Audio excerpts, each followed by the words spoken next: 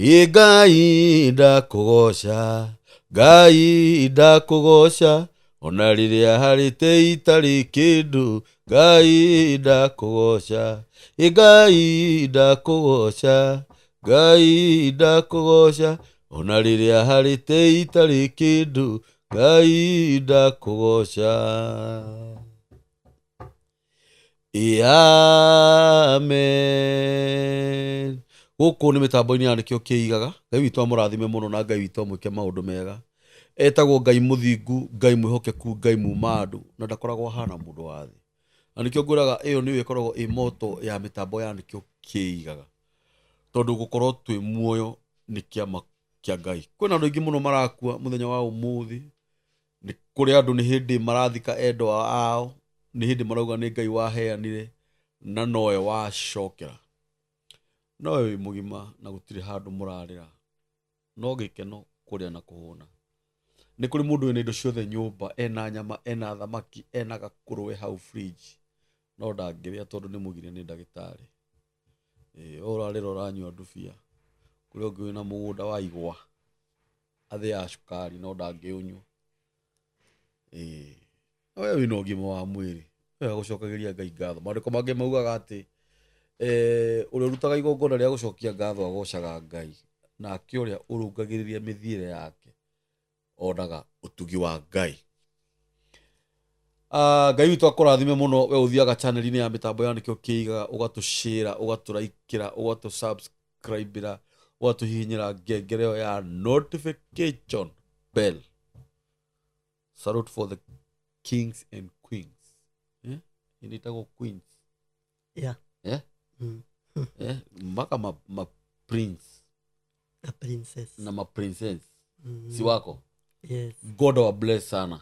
Wao ndio wametusubscribia. Wana share hizi video zetu. Yes. Na bado wanatuandikia messages.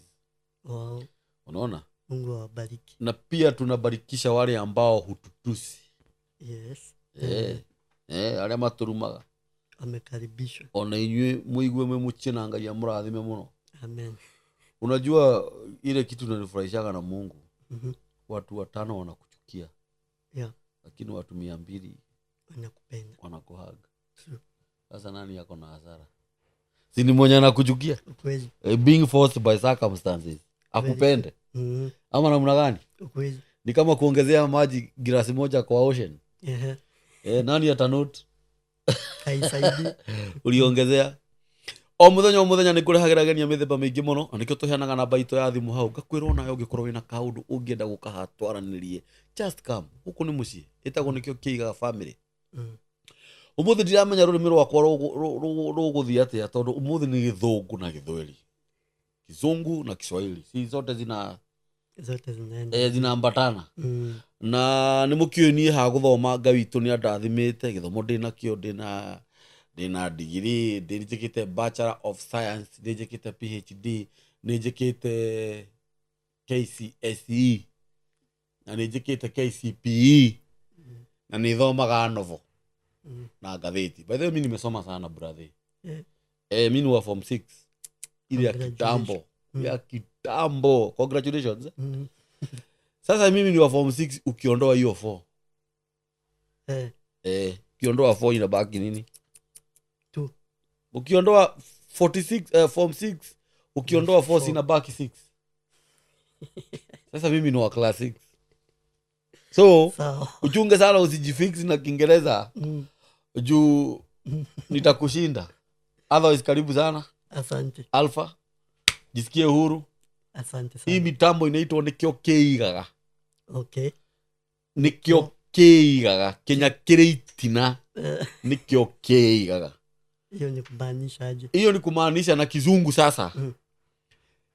Kenya na lugha yetu tunaita guad.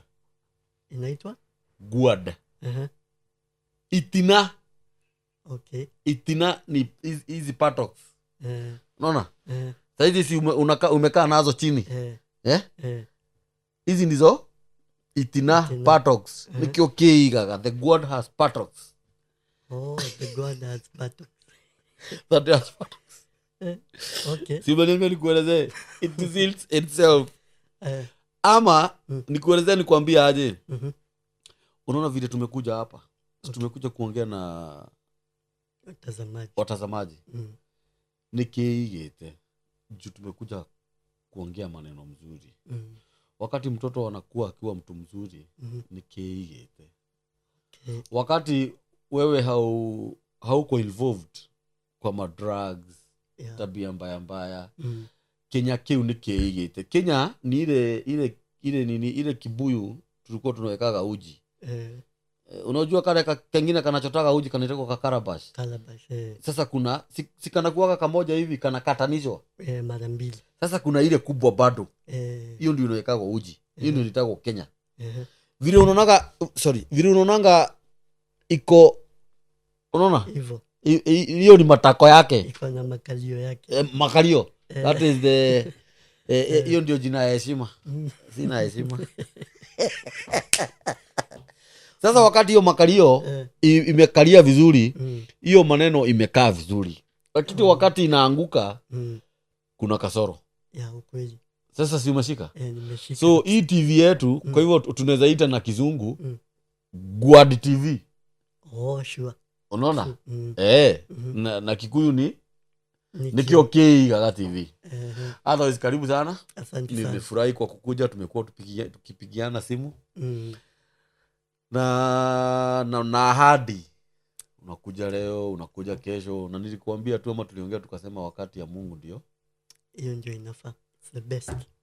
Tuambie majina yako kamili na usalimia watazamaji. Na uongeze volume. Okay. Watazamaji. Yes. Karibuni sana. Yes. Mimi naitwa Alpha Erickson. Yes. Nimeokoka. Yesu ni Bwana. Yes. Na ninaongoza huduma inaitwa Alpha Ministries International. Yes. Na nimefurahia kukuja kwa TV hii. Yes. Tutasemezana. Yes. Nawasalimia. Yes. Karibuni sana. Good. Alpha Erickson. Yes. Alpha Erickson. Ni nani? Ametoka wapi?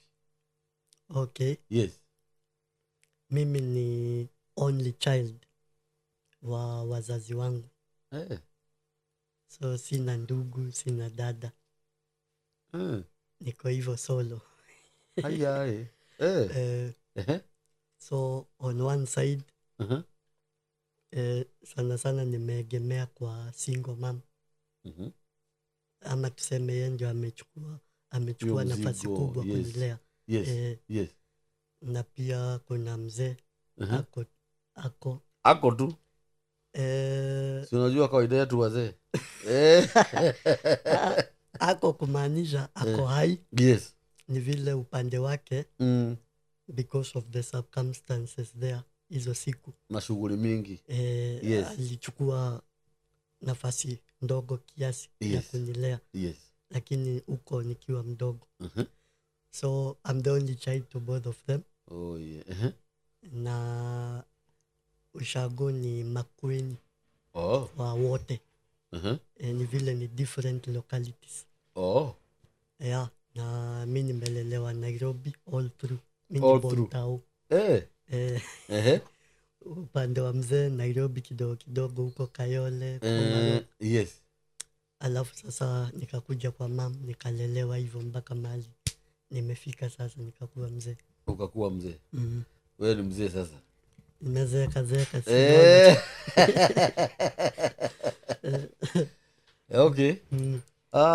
Hiyo ni mzuri. Yes. Na utukufu kwa Mungu. Amen. Unaona kukua peke yako pia kwa familia ni challenge sana. Juu wakati unapata brothers ama sisters wamekaa chini, wanasemezana, wanasaidiana hapa na pale. Sure. Kwetu sisi ni 8. Na tukitaka 100,000 ni simu. Kila mtu mbao. Una get? Yeah. Na bado pia unapata wengine wamezaliwa wakiwa wengi na ni bure. Ukweli. Unaona? Na ni bure. Na ni bure. Wengine ni wengi na ni bure.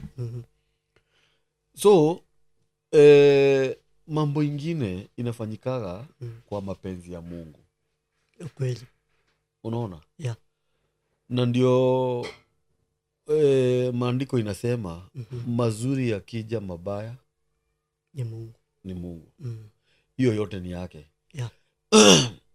Erikson, umesoma mpaka wapi? Nimesoma primary, na secondary, na college. Sasa wewe umeenda mpaka form 4? Mimi nimemaliza form 4. Ukaenda mpaka college? College. College ulisoma nini? Nilisoma entrepreneurship. Nikasoma CPR. Entrepreneurship ni nini? Unajua si biashara tu kwa lugha rahisi. Mjini ni ujuzi wa biashara. Na hiyo ingine? Kasoma CPR. CPR ni nini? Naitwa creating positive relationship. Creating positive relationship. Positive relationship. Na nikasoma fashion and design. Fashion and design. Hizo mambo matatu. Na kwa saa hii unafanya gani kwa hizo tatu? Well, ni gani sana? Biashara. Biashara.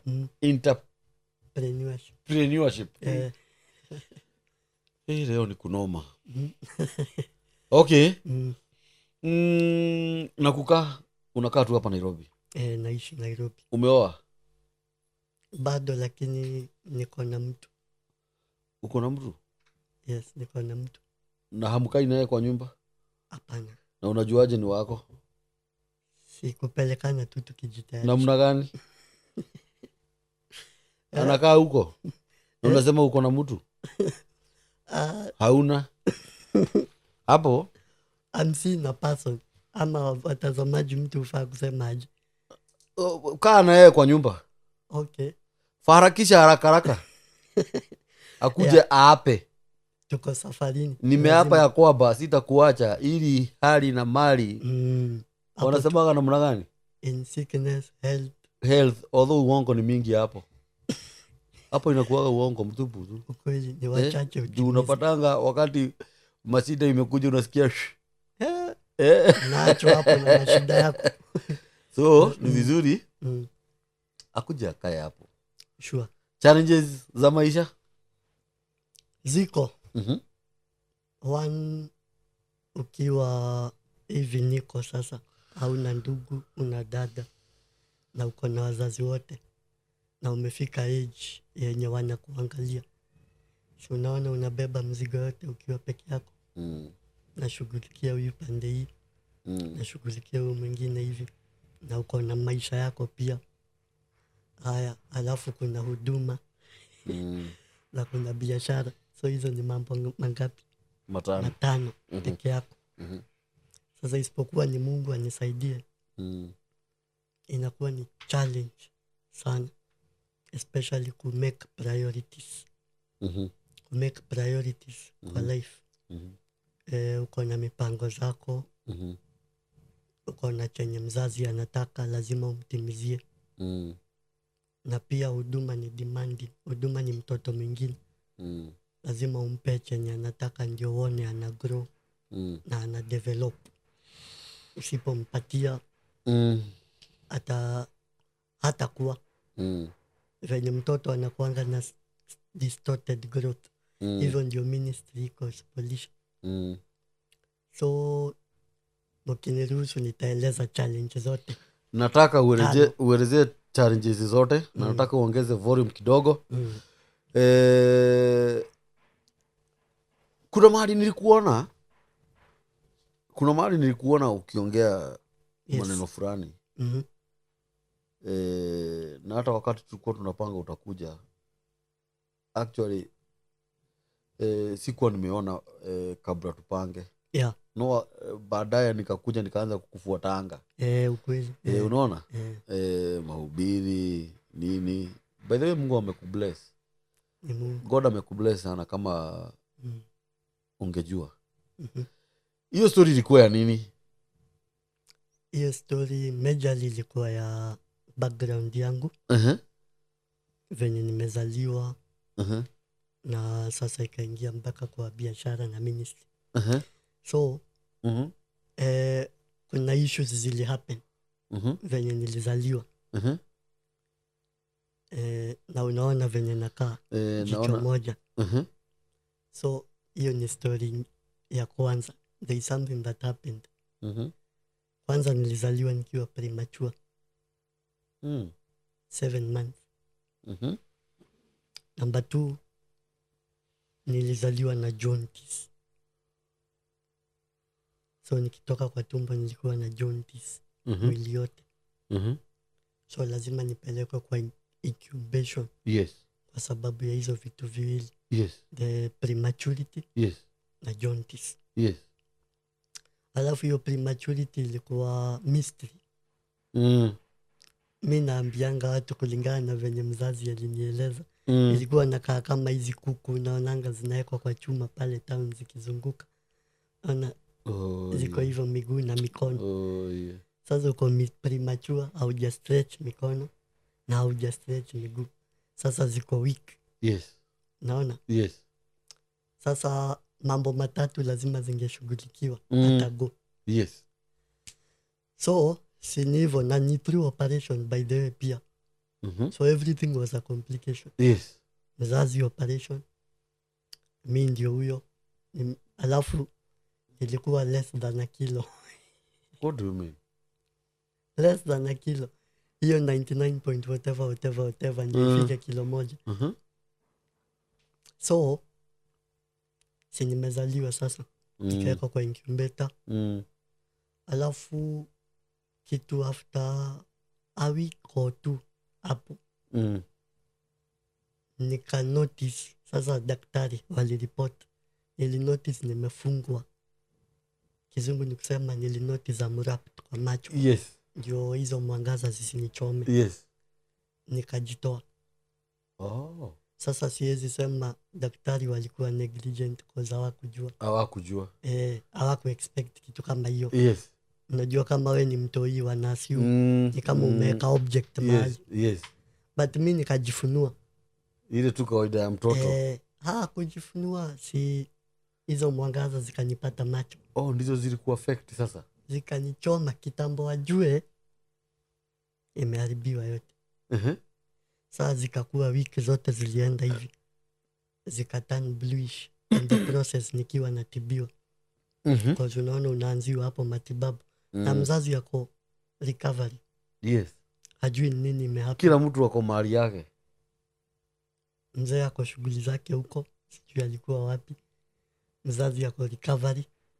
Na mimi nimepatikana sasa nimechomeka. So si nikukimbizwa kwa opticians wa hiyo hospitali. Wa jamaa. Yes. Nilizaliwanga jamaa hospital. Kukimbizwa kwa opticians wakajaribu hivyo.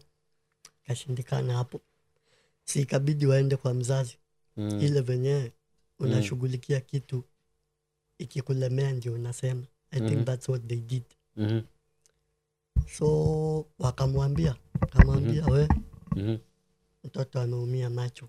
So itabidi tumtoe tumtafutie mahali pengine kutibiwa.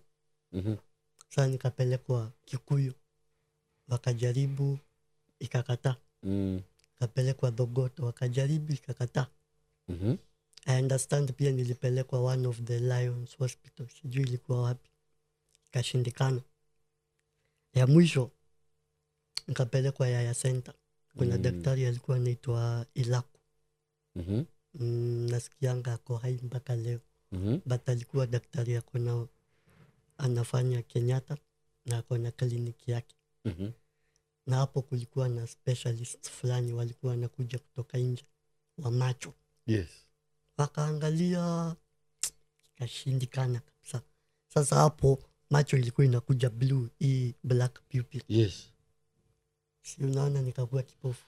Na kabla hatujafika hapo kwa kipofu how kipofu are you? Huoni hata? Sikuwa naona. Nilikuwa kipofu, dead blind. Aya. Sikuwa naona anything. So report ya mwisho ya huyo specialist ni huyu hataona tena. Sayansi yetu imefika hapo. Haya, sasa kuna ripoti ya hawa wanashughulikia mwili. Akasema hata huyu kama amefika hapa na develop vizuri, mdomo haikui kubwa. Mi nilikuwa nanyonyeshwa na mpira, mzazi anatoa sababu mdomo ni ndogo. Mikono hazimei, miguu hazimei. Sasa si wakasema huyu atakuwa anaishi kwa wheelchair sasa, kulingana na venye tunamuona. Na ujua wamejaribu hizo science zao zote. So I will be blind and I'll live on wheelchair forever.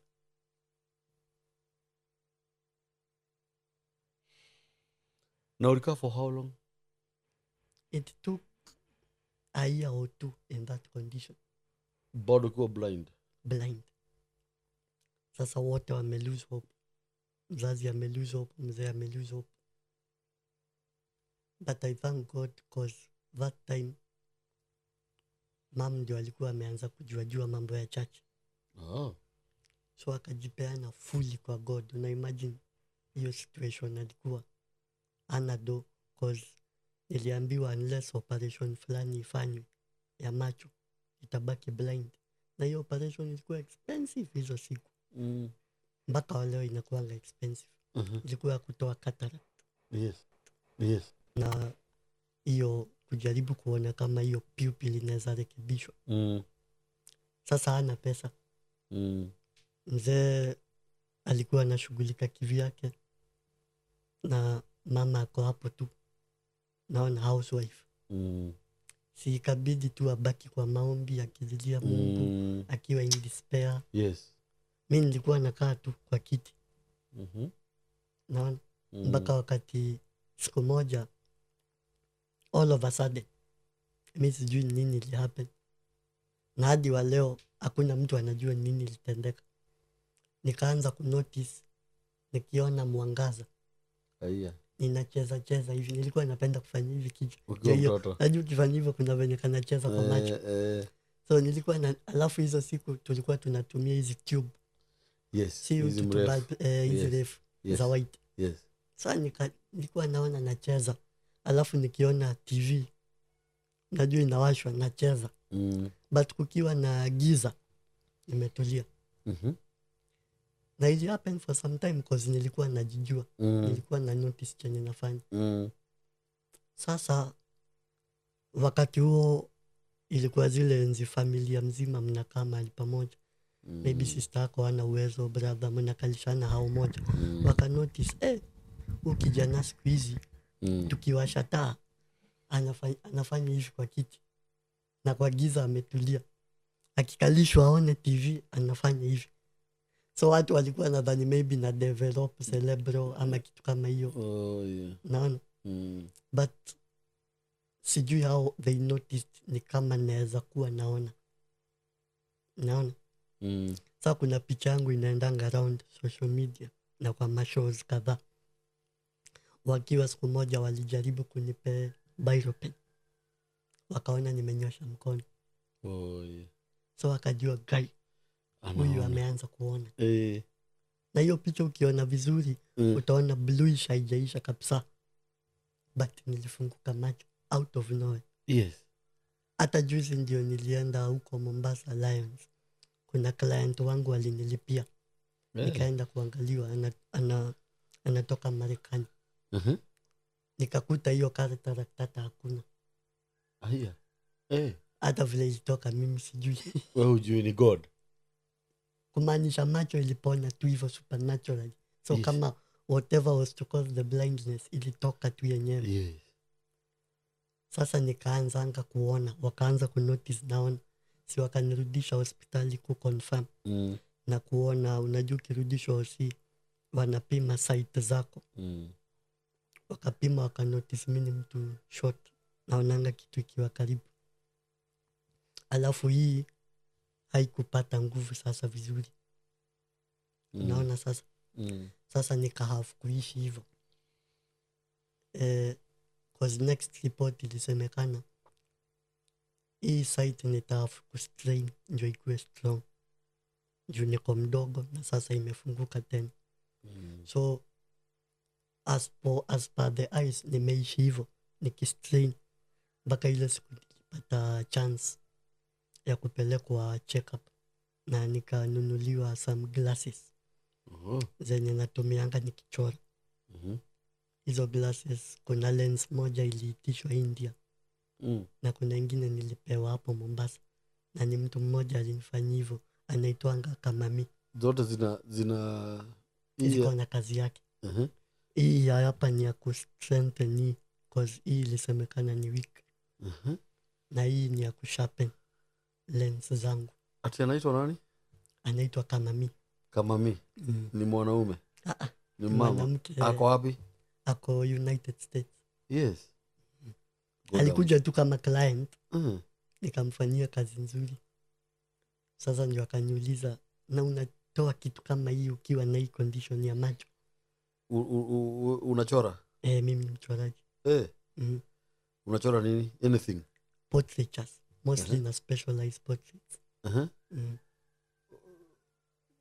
Kabisa unanichora natoka ni mimi? Kitu safi.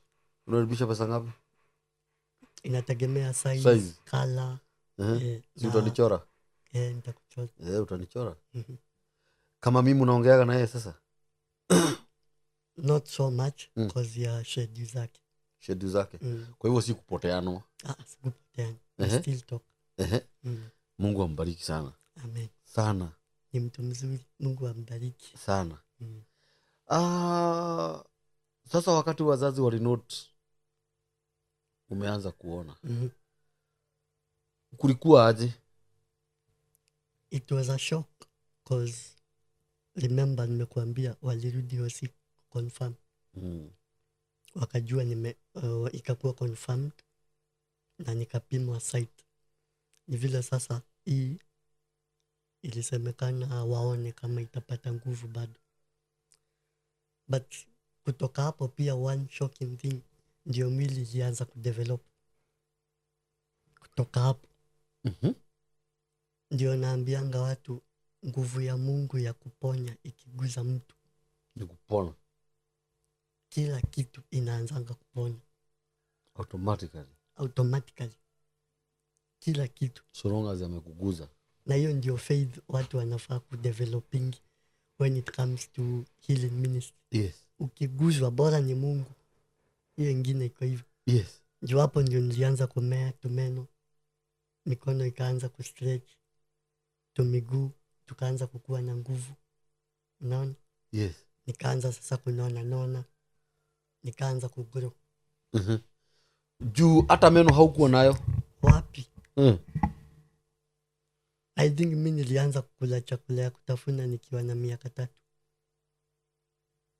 Sikula chakula ya kutafuna. Kazi ilikuwa maziwa na maybe kubondewa. Naitwa nini? Kubondewa malenge. Malenge, mandizi. Ndio yes. Sasa hiyo ndio maisha nilikuwa nakaa. Alafu na juu kwa mdogo.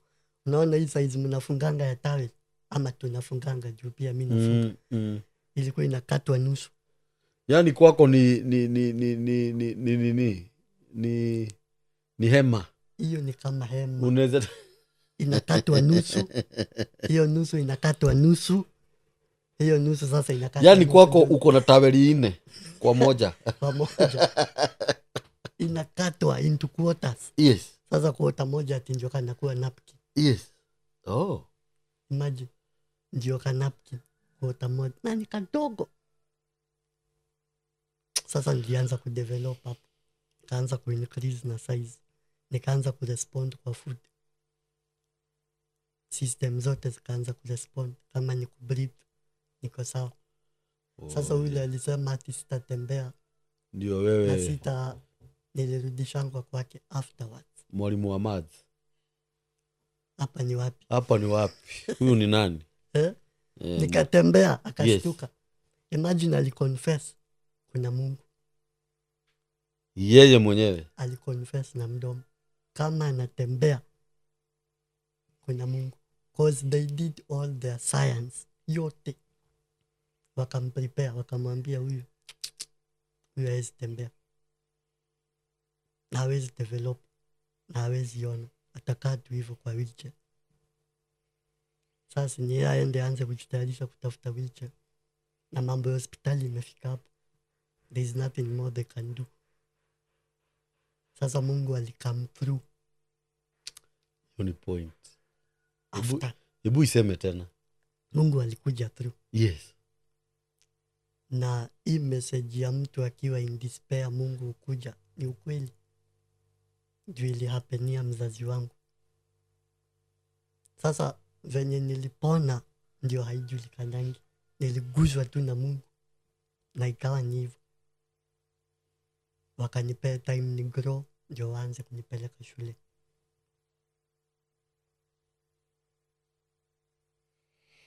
Sasa those were one of the first challenges niliona nikiwa mdogo.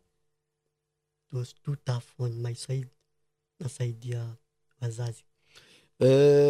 Hebu nikuulize swali. Kwa society ndio? Yes. Unapata labda tuseme kama ni area yenye unakaa. Kuna watu hawakosangi kuongea maongeo. How was that? I've come across instances kama hizo. Hata ingine ilikuwa juzi tu, juzi si mbali, hivi nikiwa mtu mzima. Juzi mtu anaongea tu. Mama kwanza, si mtu, si ati mzee. Mama kona mtoto. Mama mwenye anasikika akiuliza, mbona huyu mtoto yako ni kilema? Na niko mzee hivi, nimekuwa mtu mzima. Na mmejuana na yeye juzi ama wamejuana na madhe juzi? Walikuwa wanajuana na madhe. Sasa hiyo ndio comment ilitoka ya kwanza, latest majuzi, hata ni kama ni last year part 1. Ati mbona huyu mtoto wako ni kilema? Alikuwa anataka sasa madhe amrudishie aje? Kwani madhe ndio umba watoto? Hakurudisha, alikuja kunililia. Yeah. Nadhani alisikia aje. Alikuja yani mimi siku make comment, mimi nikasema well, kama ameona niko hivyo.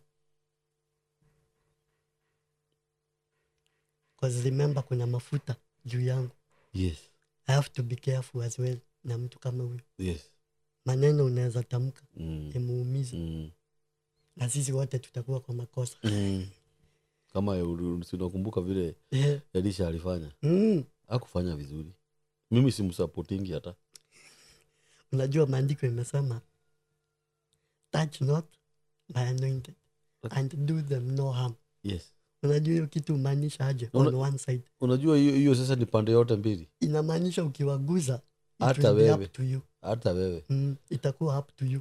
Usicheze na watoto. Walikuwa wangapi? Wale 42. Ati kipara ngoto. Na nyinyi mbwea wakule. Hata kipara ngoto si ati ni deal. It is not a big deal. Si uko na kipara. Si tunaitangwa kipara. Sasa mimi ukiniita mokolino nitasema kama sisi kwa barabara unasikia watoto kitadawiri akolino juu ya lori. Ama unasikia wakolino juu ya lori. Sasa nitasema ati hizo boha zikuja zikule hao watoto. Na ni watoto. By the mafuta dangerous. Sasa singe react. Ilikuwa tunajaribu kucomfort mom, but sasa unaona alimuumiza. Haya, primary na secondary life nilikuwa nakaa, wengine wakiandikiwa kwa chalkboard. Mimi nilikuwa napewa vitabu. Sasa hiyo special treatment ilikuwa inakwaza watu shule. Yeah. Sasa unakuwa bullied. Unajua si tunaharakishwa tuandike, si tukiandika wewe unakaa unangojea notes. Sasa kuna mahali ilifika kwa secondary school, walimu wakanotice kitu inaleta shida, ikawa wanafanya dictation. How? Sasa ikabidi wanasoma ndio kila mtu aandike. Kuliko mmoja andike wengine wa copy na mimi. But I think that is easier. Ilibidi wafanye dictation. Juu sasa ni dictation ya kila mtu. Wanasoma wewe unaandika tu. Ama hata anasoma wewe uchukue ile point unaona. Na nini performance yako ilikuwa namna gani kwa shule? Ilikuwa nzuri. Primary niliperform poa. Na secondary. Ukiona niliqualify kuenda college. Lazima uliperform vizuri. Nilijaribu. Na wale watu mlikuwa mnasoma nao bado mnapatananga nao? Kidogo wachache. Kuna wale they are doing well. Kuna wale wanajaribu life. Yes. Kuna wale Mungu amewapeleka masafa. Yes. Na bado unaenda mbali Alpha. Nashukuru. I'm telling you. I will. Unaona kama mimi? Ule. Kama mimi si mmoja. Sure. Ni wengi. Sure. Na unakumbuka mimi ndio nilikwambia ukuje? Ukweli. Hata hatuko tunajuana. Mimi nilikupenda tu. Nimeshukuru. Tulipatana kwa hoteli mkiwa na ule mtumishi anaitwa nani? Apostle Africa. Na ako na Nikesha. Nini yako nayo? By the way ako na grand launch ya crusade. Yes. Anataka kufanya crusade, anaita watu ambao wanapendwa na Mungu. Yes. For God so loved the world. Naona anataka ku reach out. Atakuwa na watu wengi. Na ni lini? Ni 6 October. Hiyo si tutaenda? Lazima tutaenda. Huyu jamaa anampenda sana lakini hajui. Roho yangu inapenda huyu jamaa. Na leo ajue. Unajua ndani ya mtu ndio maandiko inasema kuna roho. Na hiyo roho ndio inakwambiaga mtu mzuri. Ukweli. Unaona mtu si huyu. Unaona? Si kuna dhamiri. Yes. Unajua mimi huyu jamaa nilimuita tu. Actually hata mimi simjui. Hapana. Ule mtu alifanya nijue huyu jamaa ni mtumishi Dishon Miruge. Namjua. Juu ni rafiki yake. Sasa na yeye tukajuana tu. Ile roho safi. Unajua mtu mwenye mmependana ushindangwi hata kama muongei naye sana damu kuna vile ina flow. Wakati mlikuja naye mara ya kwanza, mara ya pili nikamwambia mimi nimependa huo mtumishi. Mwambie kuja kwa mitambo. Sasa ndivyo nilianza kukufuata. Ukweli. Unaona? Kuna kitu ninaweza kuuliza na nitaomba tu uniruhusu tu. Sawa. Nikuulize juu. Unaona binadamu?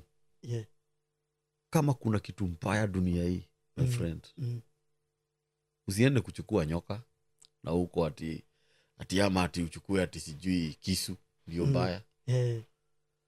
Ile kitu mbaya ni mimi na wewe. Ni binadamu. Ukweli. Kujudge. Kujudge. Huyu naye anatuambia nini? You see? Wakati ulisema ulizaliwa ukapelekwa kwa umeita mashini gani? Incubator. Yes. Na sasa ukaanza kukua mkubwa, sasa hizi umekuwa. By the way, how old are you? Naenda 28. Next month. Hiyo ni birthday tutaifanya. Hiyo 27. Kwanza ifanywe mtumishi akiwa hapo, tunasifu Mungu. Amen. Unaona madhe akiwa hapo, wajua uko na marafiki. Unaona? Tuombe, tulilie Mungu, tumrudishie shukrani. Si kulia machozi ati hiyo ni ya kurudisha shukrani. Ukweli. Sasa kuna watu hapa, unajua watu ni tofauti. Amesema ati huyu anasema ako na mtu alikuwa kwa incubator. Uko sawa mwili yako yote? Kabisa. Kila mahali? Kabisa, you can see. Wewe unajua kuna party zingine hatuoni. Ndio nimekwambia uniruhusu. Unajua watu wanakuwa wana judge. Unaona? Ni vizuri kuongea Alpha. Kuongea ni kitu ya maana sana. Ndivyo watu wajue Mungu alikuponya. Si kuna kitu ulisema wakati Mungu ameingia ndani yako ndivyo upone. So long as ni Mungu unapona. Anaingia kila mahali. Kweli. Ndio nimekwambia binadamu ni kujaji tu. Sasa huyo anatuambia alipona. Kuna kwingine hatuoni. Niko sawa. Si ni Mungu? Ni Mungu.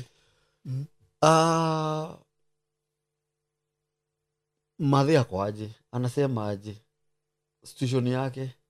Communication? Nini? Kwa roho na fikira. Okay. Mimi najua kuna kitu kingine, hakuna kitu kingine anafikirianga wewe. Mimi. Obvious. Lazima ana look up to venye nita make life. Yes. Juu ananitegemea. Na anajaribu tu biashara kidogo. kujisimamia kwa mimi nafanya tu kumsaidia na kujitafutia venye ataritaya vizuri. Kwa sahi I don't know kama ni right kusema, lakini ako tu hivyo na hii wezi sema ako na ushago kwake. So kuna hiyo hasa anapiga akishughulika, unaona ashanisomesha, alimaliza hiyo mambo. Alafu sasa mimi ile kidogo napata najaribu kumsukuma nione kama anaweza hata pata plot moja. Tusukume ajenge mahali tu siku atapumzika anaweza ziko. Sasa wote tuko Nairobi tu hivyo. Tukiamini Mungu, tukijaribu maisha. Yes. I think kwangu on my side unajua tume experience mambo mingi hata kama sio sisi, kwa watu wengine on how Mungu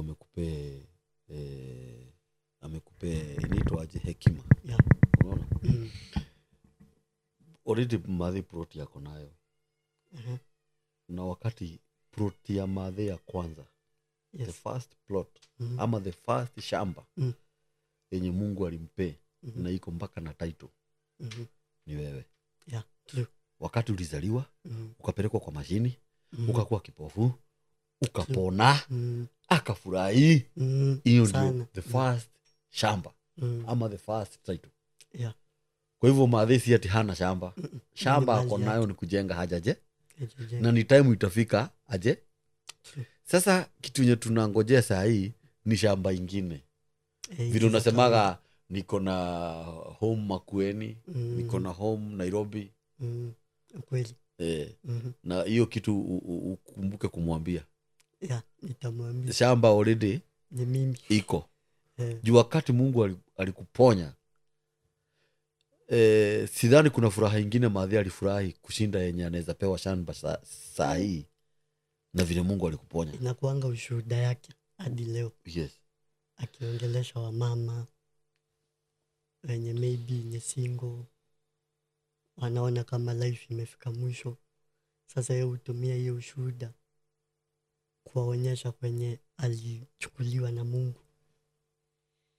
Umeachanishwa na uko na mtoto wa aina hiyo, lazima uanze kujifunza kutafuta kazi. Wewe ni housewife. Haya, utafute kwenye utaka, kwa sababu kuna time walikosana akarushwa nje. Hiyo hatatuwezi ingilia. Hiyo ni yao. So hiyo hardship amepitia na mimi that season. I think the testimony Mungu amempe yenye ina ride through maisha yake. Na ndio itakuwa hivyo mpaka mwisho. Yes. Na ninashukuru Mungu juu ya hiyo. Na pia mtu akisikia hii story anajipea hope. Kwa sababu kuna mtu mahali anadhani amefika kwa situation adverse sana. Yes. Naona amefika kwa situation adverse. Unajua unaweza kuwa umeachwa sawa, but mtoto ni healthy. Hausumbuki kutafuta pesa za hospitali. Naona mimi nishaiomba na wamama wako na mtoto ako na conditions cerebral, ameachwa peke yake, conditions mtoto maybe amepooza, polio. Yes. You see? Yes. Na huyu mtu amejipea nguvu afike mahali atake kujiua. Na hata kama atafika hapo, tamanio yake sana sana ni kama ataona mwangaza uko mbele. Yes. Hope. Akipata hope hata kama ni dot hivi, anaamka. You see? So whatever condition mtu anajipata ndani yake, akumbuke kuna mtu ako mbele yake amepata worse kumuliko ndani hiyo. Very true. Na akumbuke kuna mtu nyuma yake. Unaona? Yes. Amepata worse kuliko ndani hiyo amepata. Yes. Na si wote watareact venye mtu anareact. Si wote watajihang. Si wote watatusi Mungu. Si wote watakuwa bita. Kuna watu tu tafuta way through. Na sasa hii life iko hivyo. Lazima look on God. Akupull through kutoka kwa hiyo kitu.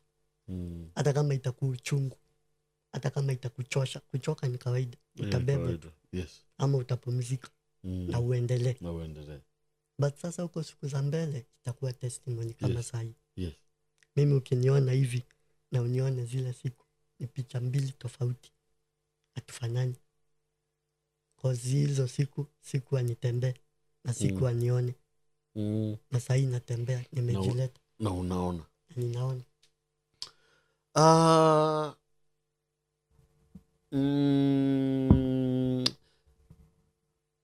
What about your girlfriend? Anasema namna gani? Ni kutisha ama ameamua? Anitishi. Unajua kama ni kutisha anatisha. Tuko na maongeo tunaweza ongea hapa. Basi umesema mafuta iko na nguvu. Usitisha huyu kijana. Unasikia historia huyu kijana kwenye umetoka? Ni wa Nairobi? Ako hapa Nairobi? No, ako Central. Ako Central? Uko na Mkikuyu? Anasoma huko. Mkikuyu. Wewe unakuja kwa Kikuyu kwetu kufanya nini? Kwani hakuna wasichana? Mapenzi haijui hizo vitu. Nilimuona nikampenda. Uliona namna gani hiyo Kikuyu? Ni brown? Ako sawa tu. Maumbile. Si brown sana. Tuko na rangi moja. Ni kadiri. Naitwa kadiri. Atika? Kadiri ile katikati.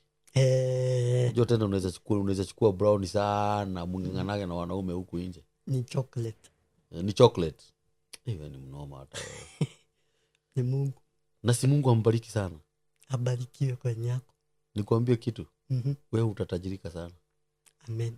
Alafu unajua wewe utapata watoto wengi. Amen. Na hakuna mtoto ati unajua watu wanasemaga ati kulipisha kisasi sijui nini. Hakuna. Utakuwa na watoto kabisa. Yes. Hata mama yako atalia sasa atalia tena ni kufurahi. Akiitwa shosho. Na uharakishe hiyo kitu. Nani Alpha? Tutafanya hivyo. Uharakishe. Wewe na wewe usishinde ati ukiwekea Alpha manini mavikwazo mingi. Atijengea mama yangu tank. Nunua ng'ombe ya grade ni 1,100. Kuja na kale kagari kadogo ka vits tuachie mama. Bana. Bora Mungu ameingilia kama vile aliingilia kwa mwili yako. True. Ukweli. Kwa sahi unafanya nini hasa? Ni uchoraji tu? Kwa sahi mimi ni mchoraji. Na pia nafanya ministry. So uchoraji ndio hustle ile nakulia throughout. Wanakupea kazi ya kuchora? Natafutanga kazi online hivyo. Kipata client namfanyia order yake, namletea. Ama kama ako mbali tunafanya parcel. Ama nakuja tu mwenyewe, inategemea mfuko ya mtu. Si uko na zile picha umechora huko nyumbani? Ama kwa simu yako? Hata kwa simu niko nazo. Si tu utatutumia ndivyo tukiedit tuziweke waone. Waone samples. Vile unafanya kazi. Sure. Si ndio? Ukweli. Wewe ni pastor ama wewe ni roko, pastor, reverend, bishop, archbishop, pope? Father. Unajua hizo vitu zote ziko kwa hiyo maneno. Juu kama sasa hizi mimi ni kwa kanisa yetu mimi ni pope. Mimi ni pope. Okay. Pope Daniel Kaboli. Wotire indaveka gotondo riri. Imagine day pope. Wewe ni pastor? Nikienda kuordainiwa nitakuwa apostle. Apostle.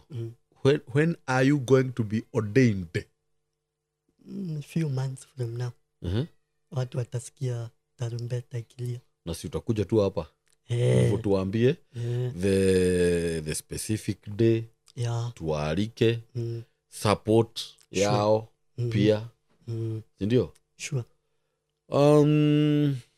Unajua nikumalizia tunamalizia. Okay.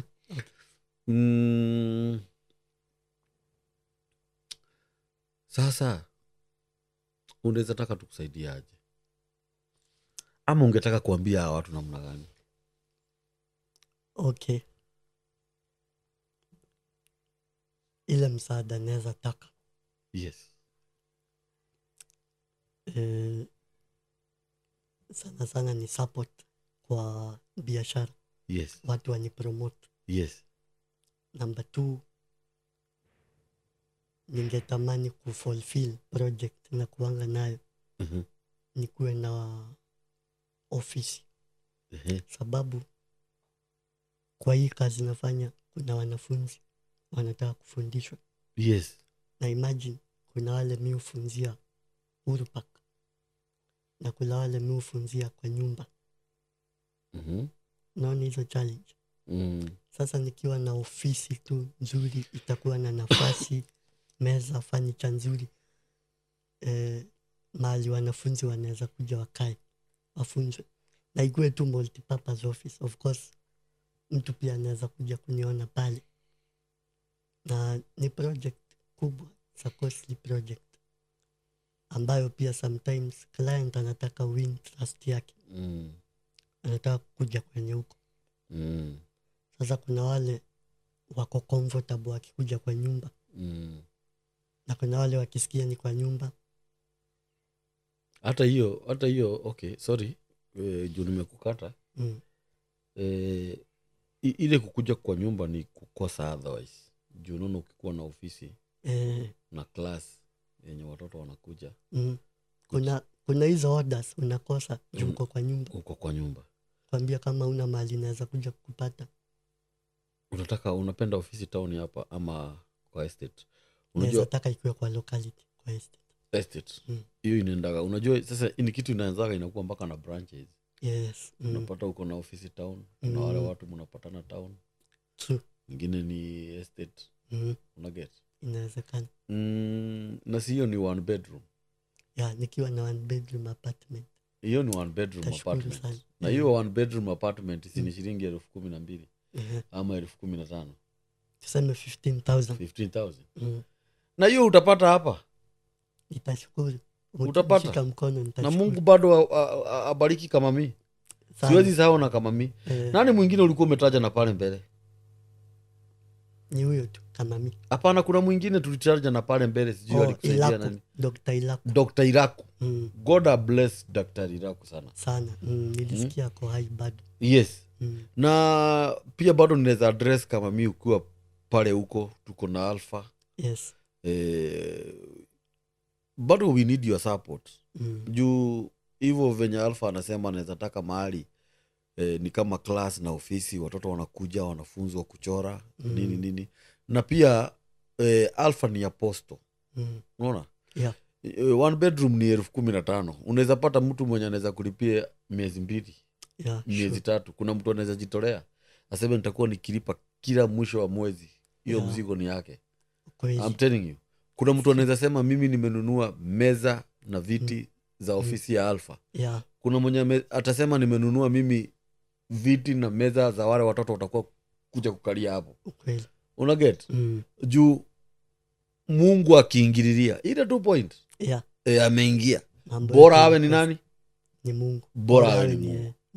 Unaona? Kweli. So I know hapa utapata watu wenye mnaweza saidiana nao. Nitashukuru. Na utatuachia namba yako ya simu. Okay. Na siwe ni mhubiri? Yes. Si utatafuta siku kuja utusomee verses, utuhubirie, ufanye miujiza? Nitakuja niwahubirie. Deliverance. Okay. Yeah. Si ndio? Wewe unatoaga hizo vitu? Zikitoka zinatoka. Na zikikataa? Haziwezi kataa. Unapiga mtu mangumi. Haziwezi kataa, zikitoka zinatoka. Haziwezi kaa kwenye Mungu wako. Ati unazipembeleza unatoka ama utoke.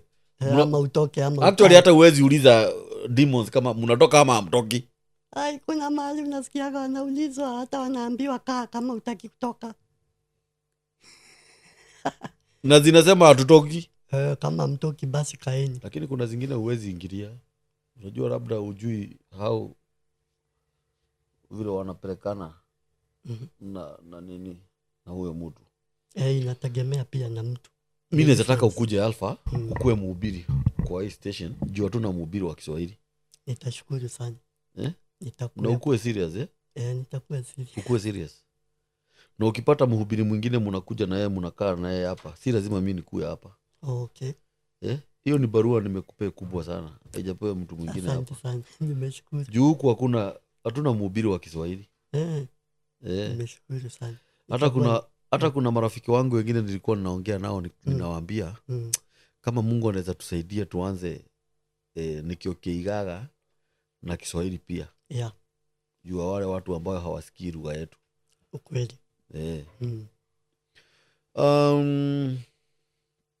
Sasa uko na mpango gani? One, venye nimewaelezea kwa biashara. Ningetaka niwe na office, multipurpose office. Multipurpose ni kusema kando na biashara. Mtu anaweza kuja kunipata kama mhubiri. Alafu pia ministry wise niko na mpango ya natayarisha Thanksgiving kidogo. Ya kushukuru Mungu tunaenda mwaka wa 3. Na kwa hiyo Thanksgiving ndio kutakuwa na birthday yangu hapo. Nikiturn 28. So October 29. Next month 29. Watu wajitokeze. Ni vizuri kualika, si ndio? Mjitokeze 29 October. Tutakuwa pale Ebony House. Ebony. Iko next to Taskizimara. Along Tomboya Street. Ama wengine wanakuambianga opposite archives. So mimi nakualika wewe wa kwanza. Kabisa. Na marafiki zetu zote. Tuisherekee birthday yangu na pia tusherekee Mungu kufikisha ministry the third year. Na hii ministry ni yako? Alpha Ministries International. Na watu ukuja? Kabisa. Kabisa. Na okay, unataka dakika ya mwisho ikuwe church? Sasa mali tunaelekea itakuwa launched to kanisa. Vile sasa unajua lazima umalizane na serikali kidogo. Na already ushapenya? Kuna mahali ni ngumu? Not really for now. Ushapenya? Nishaanza kulipa kodi. Unalipa pesa ngapi kodi? Inategemea na agreement ile tunafanya na the mother church pale. Ya bishop. Msha agriana? Ni pesa ngapi? Ni wewe unafaa ulipe ama ni mother? Mimi kuna ile nafaa kutoa. Napeleka. Juu zile branches zetu zote zinafanya hivyo. Wewe unafaa kutoa ngapi? It depends. Naweza toa 10,000, 5,000. Sasa unajua ninakuuliza hivyo juu ya mtazamaji. Okay, tuseme averagely 5,000. Lazima nitume huko. Lazima. Hizo nazo utakuwa ukipata. Juu Mungu yuko. Si ndio? Kwa hivyo hujaordainiwa? Sijaordainiwa kama apostle. But kama pastor. Okay. So ni ordination inatayarishwa kuwa apostle. Turudi pale nyuma kidogo. Vile ulizaliwa umeita incubator? Yes. Kulikuwa kipofu, Mungu amekuja amefanya tu uone. Saizi uko sawa. Is there any part of your body uko na shida yoyote? Unasikia ati sijui hapo uchungu sijui? No, maybe uko tu sawa. Niko sawa. Maybe nikibarikiwa nikuje kujiangalia dental formula zangu. Lakini meno unaweza wekwa? Hiyo ndio namaanisha. Nikibarikiwa nikuje kuwekwa meno. Si kubarikiwa, si wako hapa, si tutakusaidia tu. Ama mnibariki niwekwe meno. Sio ni mtumishi. Unaweza wekwa. Usha confirm ukajua ni pesa ngapi? Sijawahi. Sasa si unaona shida yako ni kuto upenye huko ujue meno yangu ni ngapi. Yes. Ninafaa kupitia njia gani ama zipi? Ni pesa ngapi? Ndio tukikuja hapa unapata tu watu kuna watu wazuri anasema mimi nitasimamia mtumishi, si ndio? Haya, nyumba yenye unakaa saa hizi unalipa pesa ngapi? Nalipa 12,500. Unaambia mudo huyo ndiko mina igire ni pesa nyingi muno na we mwanake wao ni guikaraga singo ka ngiri mwe na mau.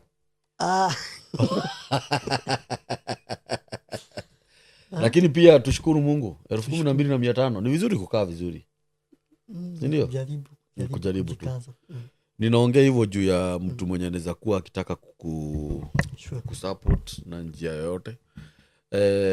Na mtazamaji Alpha atakuwa akikuja hapa anatupea neno. Hiyo ilikuwa ni interview ama introduction ya Alpha. Na nimekuambia mimi Alpha tuko tunajuana na yeye. Walikuja na mtumishi fulani na huyu jamaa umsalimie sana. Nitamsalimia. Anaitwa Apostle Frika. Umsalimie sana. Na nikamwambia mimi nimependa huyo jamaa sana. Roho yangu ilikupenda sana.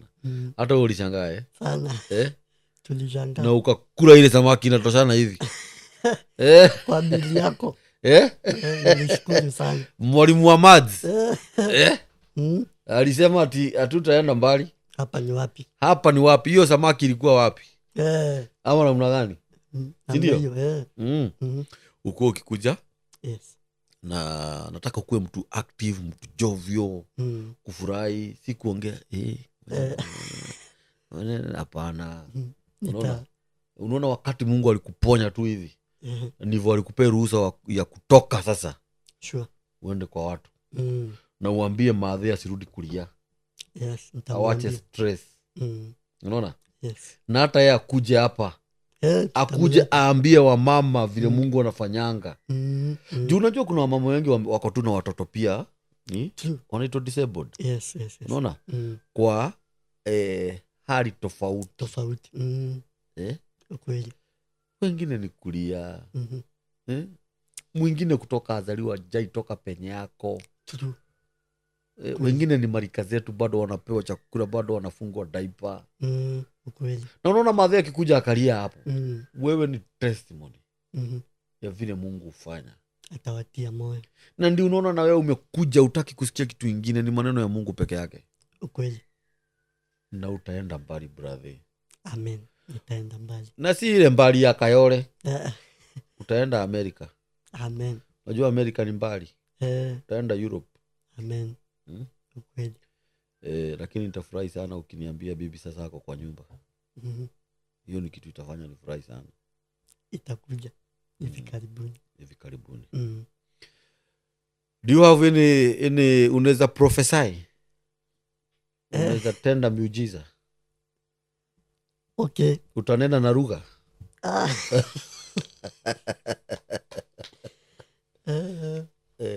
Maybe niwape tu parting shot. Lakini wakati tutakutana sasa nikikuja kufundisha tutakuwa tunaomba na Mungu atakuwa anawabariki. Yes. So ni maandiko tu mahali imesema wale wenye huwa wanangojeanga Mungu. Yes. Huwa hawaaibishwi. Arĩa metagĩrĩra Ngai gũtirĩ hĩndĩ maconokaga. Hawaaibishwi. Yes. They will never be put to shame. Yes. So even as tumeleta hii message ya hope. Yes. Na hii story tumeshare ikutie moyo. Kuna siku yako tu itafika yenye Mungu ameweka. Na pengine ni leo hivi tumekutana. Yes. Na hiyo ndio sababu Mungu hajaruhusu ukufe. Na hajaruhusu ujiue. Na hajaruhusu ukue wazimu. Yes. Na hajaruhusu ujipate kwa hatari yoyote yenye ni threat kwa maisha yako. Juu ameweka siku mahali yenye atakuheshimisha. Yenye hiyo maombi umekuwa ukiomba itakuwa worth. Yenye hiyo kilio umekuwa ukilia italipa. Yes. yenye hiyo kujifunga, kutumikia Mungu, kujaribu kuanguka, kuamka, kuvumilia, italipa. Yes. Kwa hivyo hautaaibishwa. Kwa hivyo kama unachekwa saa hii, kuna kesho yenye wao walikuwa wanakucheka. Sasa wataketi waone venye umebarikiwa. Amen. Na Mungu atakuheshimisha. Na kama Mungu atakuheshimisha, maandiko imesema God exalts those who humble themselves. Yes. But he is against those who are proud. So tumngojee Mungu kwa unyenyekevu. Unyenyekevu na Kikuyu ni kusema nini? Kunyea. Sema tu unyenyekevu. Ni kunyiha. Hiyo. Kunyihia. Kunyihia. Hiyo. So yes. Ukingojea kwa unyenyekevu tu, hata kama unapigwa, unachekwa, unazuiwa kama Lazarus atiwe ni mfupi, siku yako tu itafika. I mean Zakayo. Utakuja uinuliwe juu ya utakuja kukua mrefu. Tarefuka. Yesu atakuja tu kwa nyumba yako. Yes. Mkule na yeye. Aache hao wengine. Yes. Yes. Hiyo ni kitu ya maana sana. Kwa hivyo Zakayo alirefuka spiritually alirefuka. Kwa hivyo wewe mfupi hapo mfupi wa utajiri itarefuka kabisa. Mungu atampea history. Wewe uko na mashida mrefu itafupika. Itashughulikiwa. Yesu atakula kwako. Ukweli. Hiyo ni kitu ya maana sana. Sana. God our bless. Na Alpha atakuwa kikuja. Na wale watu ambao wanaongeaga vibaya juu ya wale tunawaita ni vilema. Wale physically challenged. Yes. Impaired. Yes. Kwetu ni watu special. Sure. Muache kuongea hivyo. Unaona? Especially wa mama ndio wanaongeaga hivyo. Na anasahau ako mtoto tu hapo. Sana. Anaweza enda hivyo akiwa mzuri arudi akiwa kitu kingine. Na Mungu ndiye uponya. Tumeona Mungu akiponya. Ukweli. Umesikia testimony ya Alpha. Tunafaa tuna support each other. Sure. Lakini sio kuongea kando na vile mtu unaget. Yeah. So Mungu awabariki sana. Ningetaka Alpha utupe namba yako. Okay. Ya in case mtu ambaye anaweza taka kuongea na wewe zaidi. Yes. Unaget. Kuna mtu anaweza taka either mtoto wake kuwe mchoraji kama vile unachora. Na nimekuambia ukumbuke kututumia picha zako ndivyo tuziweke. Yes. Alafu pia utanichora. Yeah, lazima. Namba yako ya simu ni 0798. Hiyo ni Safaricom. 0798 881 261. Yes. 0798 881 261. Hiyo ni namba ya Alpha. Yes. God akubless sana ukipigia Alpha. Namba ya mitambo ya Nikio Keigaga ni 0723 023 684. Mazi nimechoka ulimi. Pole. Unajua tumezoea kuongea Kikuyu. Lakini si nimejaribu. Nimejaribu sana. Sasa next time tutaongea Kizungu frequently. Hakuna kuongea Kiswahili. It's only English. We will. Vocabularies peke yake. Okay. Past, participles, present and whatever. Future tense. And future tense. Na pale panahitaji comma, apostrophe, into brackets, question marks. Na nini ingine zinaitwa nini? Dotted. Na sentence. Ama phrase pia. Hey. Gawi to murathime muno, muthuri ucio ni muthuri murata wakwa turacemanirie nake handu through mutungatiri fulani. Ndaigua ogoro yakwa yendiriria muthuri uke haha ni muhunjira ni mutungatiri. Na no wagirire maundu meho o maria muciari ageragera na mwana wake aciaritwe wa mumwe kwao na agiciarwo atari mukinyu. No Ngai nake na ndonaga na maitho. No Ngai nake nu ndahana mundu wa thi. Ungikorwo wi hau no wenda gu support mwana kioyo. No nyendete mu support tu. O uria Ngai agiguteithia ni getha tuhote gukinya ikinya riu ringi mbere. Ni acoraga no muhurire thimu ungenda gucorwo ni abundithagia ciana gucora. No ukorwo mwana waku no ukorwo na kiheo gia gucora. Rekei tumunyitire na njira iria Ngai egututeithia nayo. otherwise Ngai witũ amũrathime mũno na amwĩke maũndũ mega nĩ tondũ etagwo Ngai. Asanteni.